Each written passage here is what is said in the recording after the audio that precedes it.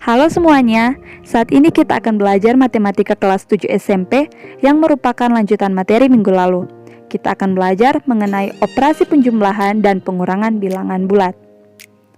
Minggu lalu kita telah belajar bahwa bilangan bulat terdiri dari bilangan bulat positif, 0 dan bilangan bulat negatif. Bilangan bulat positif mulai dari bilangan 1 sampai positif tak hingga, dan bilangan bulat negatif mulai dari bilangan negatif 1 sampai negatif tak hingga. Pada garis bilangan, panah ke kanan menunjukkan operasi penjumlahan, dan panah ke kiri menunjukkan operasi pengurangan. Kita masuk pada contoh soal yang pertama. Operasi penjumlahan bilangan bulat.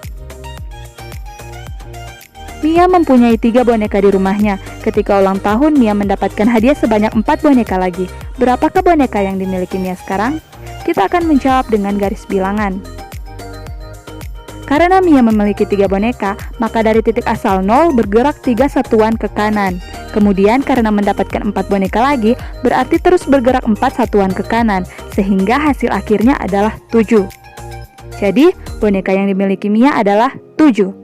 Contoh soal yang kedua, pengurangan bilangan bulat. Nia mempunyai 6 pasang sepatu di rumahnya. Karena sedang senang hati, Nia memberikan 2 pasang sepatu kepada sepupunya. Berapakah pasang sepatu yang dimiliki Nia sekarang?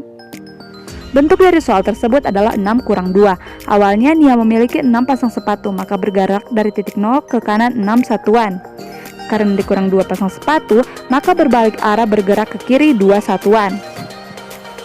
Sehingga hasil akhirnya adalah 4. Jadi banyak sepatu yang dimilikinya sekarang adalah 6 kurang 2 sama dengan 4 pasang sepatu.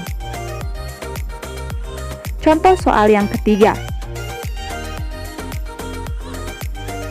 Negatif 2 tambah 3 sama dengan, pada garis bilangan, karena negatif, maka bergerak 2 satuan ke kiri di negatif 2. Kemudian karena ditambah 3, maka bergerak 3 satuan ke kanan di 1. Jadi negatif 2 tambah 3 sama dengan 1. Contoh soal keempat. Negatif 2 kurang 1 sama dengan, pada garis bilangan, karena negatif 2 jadi bergerak 2 satuan ke kiri di negatif 2.